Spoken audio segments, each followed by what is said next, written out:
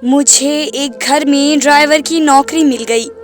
घर में सिर्फ मालिक, मालकिन और उनकी बेटी थी। मैं मालिक की बेटी का ड्राइवर था। मालिक की बेटी एक बड़े कॉलेज में पढ़ती थी और मैं उसकी गाड़ी चलाया करता था। एक दिन अचानक मालिक और मालकिन 1 महीने के लिए दुबई चले गए। अब बस उनकी बेटी और मैं घर में अकेले थे। लेकिन उस समय मेरा सर चकरा गया जब आधी रात को मालिक की बेटी ने अपने कमरे में बुलाकर मेरे साथ, मेरा नाम अरुण है और मैं पंजाब के एक गांव का रहने वाला हूँ। नौकरी के वजह से मैं दिल्ली आ गया और कोई हुनर ना होने की वजह से सड़कों पर मारा मारा फिरने लगा। तभी मेरे एक दोस्त ने मुझ पर रहम खाया और मुझे गाड़ी चलाना सिखा दिया। उसी दोस्त की वजह से मुझे एक घर में ड्राइवर की नौकरी मिल गई। घर में सिर्फ मालिक, मालकिन और उनकी बेटी थी। जब मेरे दोस्त ने मेरी जिम्मेदारी ली तो मालिक ने मुझे अपनी बेटी का ड्राइवर रख दिया। मालिक की बेटी एक बड़े कॉलेज में पढ़ती थी और मैं उसकी गाड़ी चलाया करता था। रोज सुबह उसे कॉलेज छोड़ता, वापस घर लाता। अक्सर वो शाम को अपने दोस्तों के वहाँ चली जाती तो उसे ले जाने और लाने का काम ही मेरा रहता था। एक गांव वाला होने की वजह से मैं सबकी बहुत इज्जत करता था। मैंने कभी मालिक की बेटी की तरफ नजर उठा कर नहीं देखा था। मालिक की बेटी का नाम माया था और वह एक हसीन लड़की थी, लेकिन मैं हमेशा ही नजर झुकाकर उससे बात करता। मेरे लिए तो मेरे मालिक और मालकिन एहसानमंद लोग थे, जिन्होंने मुझे काम देकर मेरी मुश्किलें आसान कर दी थी। मैं मालिक और मालकिन को बहुत ज्यादा सम्मान देता था क्योंकि वे दोनों ही बहुत अच्छे थे। माया रास्ते भर मुझसे बातें करती और मुझे बहुत सारी बातें बताती, लेकिन मैं सर हिलाने के अलावा कोई जवाब नहीं देता। वो बहुत तेज थी और हर क्लास में फर्स्ट आती थी। माया मुंह में सोने का चम्मच लेकर पैदा हुई थी। मालिक फौरन ही उनकी हर बात मान लेता था। माया ने नई गाड़ी की फरमाइश की तो मालिक ने तुरंत उसे नई गाड़ी खरीद कर दे दी। माया मुझसे कहने लगी, देखो मैंने तुम्हारे लिए नई गाड़ी ली है। उनकी बात सुनकर मैं मुस्कुरा दिया। वो बातों बातों में मुझे हमेशा छेड़ती रहती और हमेशा मेरे साथ बात करने की सोचती, लेकिन मैं हमेशा अपनी हद में ही रहता। माया जब भी मार्केट जाती तो मेरे लिए भी कुछ न कुछ जरूर लेकर आती थी। उसे मालूम था कि मेरी बहन की शादी होने वाली है। वे मेरी बहन के लिए भी कुछ न कुछ खरीद कर ले आती कि ये उसकी शादी के लिए गांव भिजवा दो। मैं उनकी आदत और व्यवहार से बहुत वाकिफ था, लेकिन मुझे क्या पता था कि यही माया एक दिन मेरे किरदार पर उंगली उठाएगी। छोटी सी उम्र में माया की मंगनी हो गई। माया गाड़ी में अक्सर ही फोन पर अपने दोस्तों से बात कर रही होती, जिसमें उनके पति का भी कहीं न कहीं नाम आता, लेकिन मैं कभी भी उनकी बात सुनने की कोशिश नहीं करता और अपना ध्यान इधर उधर लगाए रहता। सर्दियों के दिन थे, तभी मालिक और मालकिन को अचानक ही विदेश जाना पड़ा क्योंकि मालिक के बड़े भाई जो दुबई में रहते थे, उनकी हालत बहुत खराब थी और वह आखिरी वक्त में अपने भाई को अपने पास देखना चाहते थे। माया की एग्जाम सर पर होने की वजह से मजबूरन वे दोनों अपनी इकलौती बेटी को घर पर ही छोड़ कर गए। मालिक ने जाते जाते मुझे यह जिम्मेदारी दे दी कि मैं माया को कॉलेज ले जाने का काम पूरी जिम्मेदारी के साथ करूं और उसका ख्याल रखूं, क्योंकि मुझे मालिक के साथ काम करते हुए 3 साल होने वाले थे। इसलिए वह लोग मुझे पर बहुत ज्यादा भरोसा करने लगे थे। मालिक को अच्छे से पता था कि मैंने कभी नजर उठाकर भी उनकी बेटी की तरफ न देखा। मालिक और मालकिन 2 महीने के लिए दुबई चले गए और मैं पूरी ईमानदारी के साथ अपनी जिम्मेदारी निभाने लगा। कुछ ही दिन बाद मेरी छोटी बहन की शादी थी और इसलिए मुझे बहुत ज्यादा पैसों की जरूरत थी। मैं माया को कॉलेज छोड़कर पास में ही एक मैकेनिक की दुकान पर चला जाता और वहां बैठकर काम सीखता ताकि खाली वक्त में ये काम भी कर सकूं। मालिक के वहां से 8 बजे मेरी छुट्टी हो जाया करती थी और मैं चाहता था कि मैं दुकान पर बैठकर काम करूं ताकि जल्द से जल्द मेरे पास इतने पैसे जमा हो जाएं कि मैं अपनी बहन की शादी के लिए गांव भिजवा सकूं। जितना दिन मालिक मौजूद नहीं था, मुझे काम से जल्दी फुर्सत मिल जाती थी क्योंकि माया ज्यादातर घर में ही रहा करती थी। देखते ही देखते 1 महीना गुजर गया और मालिक के बड़े भाई मर गए उस रात मेरे पास माया का फोन आया कि उनकी तबीयत ठीक नहीं है और मैं उनके पास आ जाऊं। शायद उन्हें डॉक्टर के पास जाना पड़े। उनकी बात सुनकर मैं परेशान हो गया। रात को इस वक्त मेरा घर के अंदर जाना अच्छा नहीं था, लेकिन बीमारी की हालत में मैं माया को अकेला नहीं छोड़ सकता था, जबकि वह अपने बड़े पापा के मौत के गम में थी। पूरी रात मैं उसके साथ ही रहा और उनका ख्याल रखता रहा। वह बुखार में तप रही थी और मैं रात भर उनके पास बैठा रहा। सुबह तक उनकी हालत कुछ बेहतर हुई तो मैं वापस अपने क्वार्टर में चला आया। वक्त तेजी से गुजरता रहा। उस दिन के बाद से माया की तबीयत ठीक नहीं रहती थी। वह बहुत ही ज्यादा खोई सी रहने लगी। मुझे लगा शायद अपने माँ बाप से दूर रहकर परेशान है, लेकिन मुझे क्या खबर थी कि हकीकत क्या है। मालिक ने 1 महीना अपने भाई के बच्चों के पास गुजारा और पूरे 2 महीने बाद वे दोनों घर वापस आए। मैं उन्हें देखकर बहुत खुश हुआ, लेकिन उस वक्त मेरे कदमों तले से जमीन निकल गई जब मालिक ने पास पड़ा डंडा उठाकर मुझे बुरी तरह पीटना शुरू कर दिया। मुझे गंदी गालियां देते जा रहे थे और मारते जा रहे थे। मुझे समझ नहीं आ रहा था कि मुझसे ऐसी कौन सी गलती हो गई जो मालिक इतना गुस्सा है। वो मेरी बात सुनने को तैयार नहीं थे। जब मुझे पूरी बात पता चली तो ऐसा लगा जैसे किसी ने मेरे पैरों से जमीन खींच दी हो। माया ने मुझ पर ये इल्जाम लगाया कि मैंने उसके साथ जबरदस्ती की है और वह अब पेट से है, और ये बात डर के मारे उन्होंने अपने माँ बाप को फोन पर नहीं बताई कि मैं उन्हें कोई नुकसान ना पहुंचा दूं। मैंने हैरानी से माया को देखा जो झूठ पर झूठ बोले जा रही थी। मैं तो माया को बहुत ही सीधा साधा और मासूम समझता था, लेकिन उसने तो मेरे ही किरदार पे उंगली उठा दी। मालिक मेरी कोई बात सुनने को राजी नहीं था और माया अपने झूठ के पीछे हटने को तैयार नहीं थी। वह कह रही थी कि जिस रात बड़े पापा मरे थे उस रात उनकी तबीयत ठीक नहीं थी। उन्होंने मुझे कमरे में बुलाया। उन्हें लगा शायद उन्हें डॉक्टर की जरूरत है, लेकिन मैं अस्पताल ले जाने की बजाय उनके साथ गलत काम कर बैठा। मालिक ने पुलिस को बुलाकर मुझे जेल में डलवाने का फैसला किया, लेकिन माया ने उन्हें रोक दिया। माया ने अपने पिता से कहा कि ऐसा करने से उनकी इज्जत पर आंच आएगी। माया के पिता मुझे नौकरी से निकाल चुके थे और मैं बहुत ही ज्यादा परेशान था। मेरे पास करने के लिए कोई काम न था और इतनी जल्दी मुझे दूसरी नौकरी भी नहीं मिल रही थी, जबकि मेरी बहन की शादी सर पर आ गई। मैं मालिक के दिए हुए क्वार्टर में रहता था और अब मेरे पास रहने के लिए भी कोई जगह नहीं थी। इसलिए मैं मजबूर होकर दोबारा मालिक के घर पर आ गया और उन्हें अपनी बेगुनाही का यकीन दिलाना चाहा, लेकिन मालिक ने मेरे सामने ऐसी शर्त रखी कि मेरे होश उड़ गए। मालिक ने मुझसे कहा कि तुम्हें माया से कुछ महीने के लिए शादी करनी होगी। जब बच्चा पैदा होगा तो फिर तुम इसे घर छोड़कर चले जाना। हमने बच्चा गिरवाने की बहुत कोशिश की, लेकिन सब डॉक्टरों ने यही कहा है कि ऐसा करने से माया की मौत हो सकती है और मैं अपनी इकलौती बेटी को खोना नहीं चाहता। माया का मंगेतर भी उसे छोड़कर चला गया है और इससे पहले कि दुनिया में हमारी बदनामी हो, हम माया को तुम्हारे साथ विदा कर देंगे और तुम इसे अपने साथ अपने गांव ले जाना। जब बच्चा हो जाएगा तो हम माया को वापस ले लेंगे। मैं जानता था कि ये बच्चा मेरा नहीं है और माया ने झूठ बोला है, लेकिन उसके बावजूद मैं राजी हो गया क्योंकि मुझे अपनी बहन की शादी के लिए पैसों की जरूरत थी और इतने पैसे मुझे सिर्फ मालिक ही दे सकते थे। इसलिए मैंने माया से शादी करने के लिए हामी भर ली और उसे विदा करवा के अपने गांव ले आया। माया बहुत खामोश थी। मैंने भी रास्ते भर उससे कोई बात न की।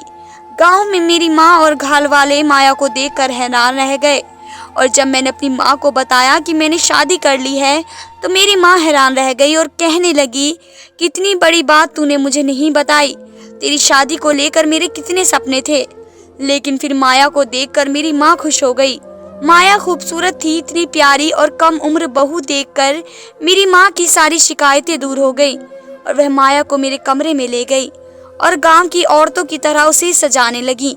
मैं बहन की शादी के इंतजाम करने लगा और रात को जब कमरे में आया तो माया दुल्हन के रूप में मेरे बिस्तर पर बैठी हुई थी। मैं उसे देखते ही रह गया। वह कोई परी सी लग रही थी। पहली नजर में मैं ही अपनी बीवी पर दिल हार बैठा था, लेकिन मैं कैसे भूल सकता था कि मेरी इसी बीवी ने मुझे किस तरह बदकिरदार ठहराया है। मैं उसके पास बिस्तर पर आकर बैठा तो वह डर की वजह से कांपने लगी। वह अच्छे से जानती थी कि उसने मुझे किस तरह शादी की है। मैं उसे कुछ कहता इससे पहले वे खुद ही रोने लगी और मेरे कदमों में बैठ गई। उसके आंसू मेरे दिल पर गिर रहे थे क्योंकि मैंने उसे हमेशा ही बहुत खुश और अच्छा पाया था। माया रोते हुए मुझसे कहने लगी कि उसने जो इल्ज़ाम मुझ पर लगाया है उसके लिए शर्मिंदा है और उसे अपनी गलती का पूरी तरह एहसास है, लेकिन ये सब कुछ उसने मुझे बदनाम करने के लिए नहीं किया बल्कि बहुत ही मजबूरी में किया है। मैंने गुस्से वाली निगाहों से माया को देखा और उसे साफ साफ कह दिया कि तुमने कितनी भी मजबूरी में ये सब क्यों न किया हो, लेकिन तुम्हारी इस हरकत से मेरी इज्जत तो दो कौड़ी की रह गई। तुम अपने गुनाह को मेरे सर पर थोप कर आजाद हो गई हो और मैं बेगुनाह होते हुए भी अपने मालिक की नजरों में गिर गया। मैं चाहकर भी तुम्हें कभी माफ नहीं कर पाऊंगा, लेकिन मैं इतना कमजोर नहीं कि अपनी शादी में आई औरत के साथ कोई ज्यादती करूं। इसलिए तुम इस कमरे में आसानी से रह सकती हो। तुम किसी भी चीज की कोई तकलीफ नहीं होगी और जब तुम अपने पाप को इस दुनिया में ले आओ तो यहाँ से जाने पर भी आजाद हो। मैं खुद तुम्हें तुम्हारी औलाद के साथ तुम्हारे घर छोड़ आऊंगा। मैं माया को अपने कदमों से उठाकर बेड पर बिठाते हुए कमरे से बाहर निकलने लगा, लेकिन तभी माया के लफ्जों ने मेरे कदमों को रोक दिया।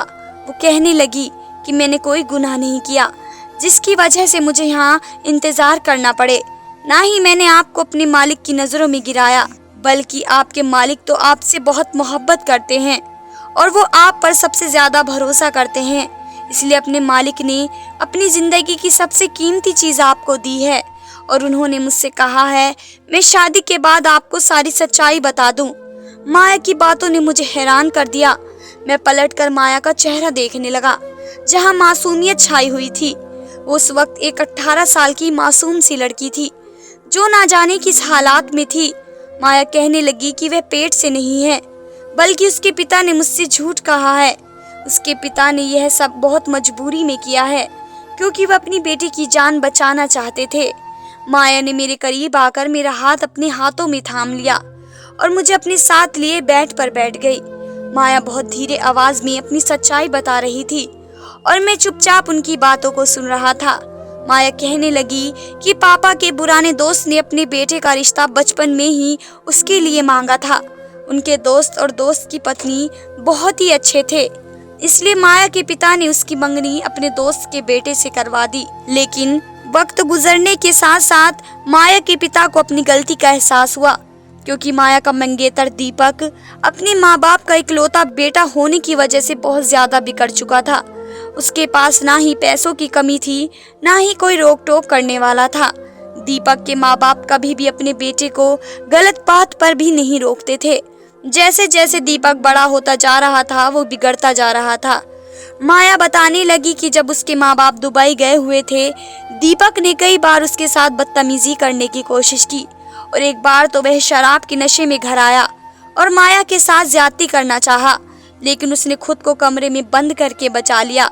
और जिस रात उसके बड़े पापा मरे थे उससे एक दिन पहले ही दीपक ने अपने दोस्तों के साथ मिलकर माया के साथ गलत करने की कोशिश की और उसी डर की वजह से उसे बुखार लगा था। उसे समझ नहीं आ रहा था कि वह अपने बचाव के लिए क्या करे, क्योंकि उसे डर था कहीं दीपक उसके अकेलेपन का फायदा उठाकर दोबारा घर में घुस सकता है।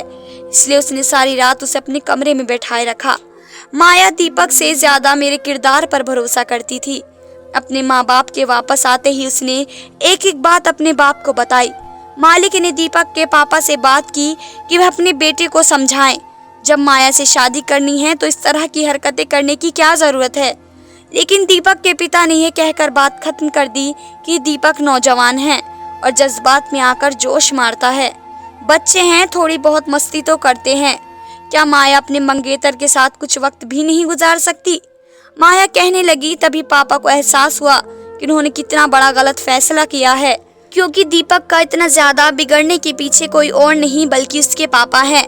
वह तो शादी के बाद भी ऐसी घटिया हरकतें कर सकता है। मेरे बाप ने जैसे ही दीपक के साथ मेरा रिश्ता खत्म करने की बात की तो दीपक धमकियों पर उतर आया और उसने साफ साफ कहा कि वह मुझे नहीं छोड़ेगा। पापा मुझे लेकर बहुत ज्यादा परेशान थे। तभी उन्हें बाहर तुम गाड़ी साफ करते दिखाई दिए। मैंने पापा को यह भी बताया कि जिस दिन बड़े पापा की मौत हुई तुमने सारी रात मेरी हिफाजत की। पापा को समझ में आ गया कि तुम एक अच्छे किरदार वाले इंसान हो, इसलिए पापा ने ये फैसला किया कि वह तुमसे मेरी शादी करवा देंगे और दीपक से पूरी तरह से छुटकारा पा ले। लेकिन दीपक यह शादी इतनी आसानी से होने नहीं दे सकता था, इसलिए पापा ने अपने दोस्त को यह बात बताई कि तुमने मेरी इज्जत पर हमला किया है और अब मैं पेट से हूँ। उसके दोस्त ने खुद ही यह रिश्ता तोड़ दिया क्योंकि वो इज्जतदार लोग ऐसी लड़कियों को बहू नहीं बना सकते जो शादी से पहले ही पेट से हो चुकी हो।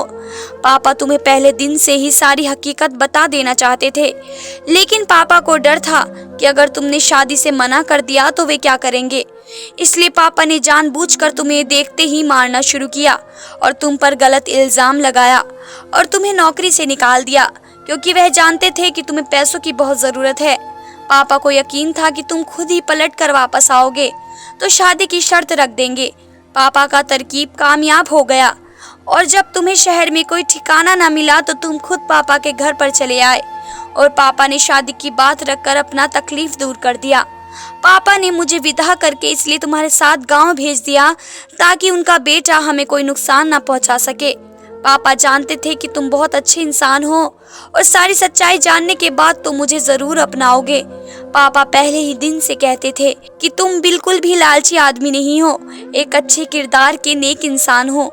तुम चाहो तो मैं ये बात साबित कर सकती हूँ कि मैं पेट से नहीं हूँ और ना ही किसी मर्द ने मुझे कभी हाथ लगाया है। बहुत मजबूरी में पापा ने मुझे तुम्हारे हवाले किया है और मैंने अपने पूरे दिल से तुमसे शादी किया है क्योंकि मैं खुद भी तुम्हारी अच्छाई की गवाह हूँ। हो सके तो मुझे और मेरे बाप को बस एक झूठ के लिए माफ कर दो। माया की आंखों से आंसू टपक रहे थे और मुझे उन आंखों में एक बाप बेटी की बेबसी दिखाई दे रही थी। मैंने माया को अपने सीने से लगा लिया। वो एक बहुत ही प्यारी लड़की थी जिसे शायद भगवान ने इस तरह मेरे नसीब में लिखा था। मेरी माँ ने बहन की शादी की रस्मों के साथ साथ मेरी भी शादी की रस्में शुरू की। मैं अपनी बीवी को गांव के लोगों की तरह सजता संवरता देख खुश हो रहा था। माया ने अपने बाप को फोन करके बता दिया कि यहाँ हमारी शादी की रस्में हो रही हैं, तो माया के माँ बाप भी खामोशी से मेरे गांव चले आए और वह भी हमारी शादी में शामिल हो गए। मेरे मालिक ने आते ही हाथ जोड़कर मुझसे अपनी गलती की माफी मांगी, लेकिन मैं तो उन्हें पहले ही माफ कर चुका था। मैं खुद एक बहन का भाई था और मुझे अच्छी तरह पता था कि कोई भी बुरा भाई अपनी बेटी की शादी किसी भी ऐसे शख्स के साथ नहीं कर सकता जो बद किरदार और बहुत ज्यादा बिगड़ा हुआ हो। ये बात तो मुझे अच्छी तरह समझ आ गई थी कि अपने बच्चे किस्मत के फैसले अपने बचपन में नहीं करनी चाहिए, क्योंकि बड़े होकर वो न जाने कौन सा रास्ता चुने या फिर उनके दिल में किसी और की मोहब्बत बस जाए। आप इस बात का पता नहीं लगा सकते और आपकी बहन या बेटी इतनी सस्ती नहीं हो सकती कि आप किसी बदकिरदार शख्स के साथ उसकी शादी कर दें, या फिर क्या पता उसके दिल में किसी और की तस्वीर हो। धन्यवाद दोस्तों।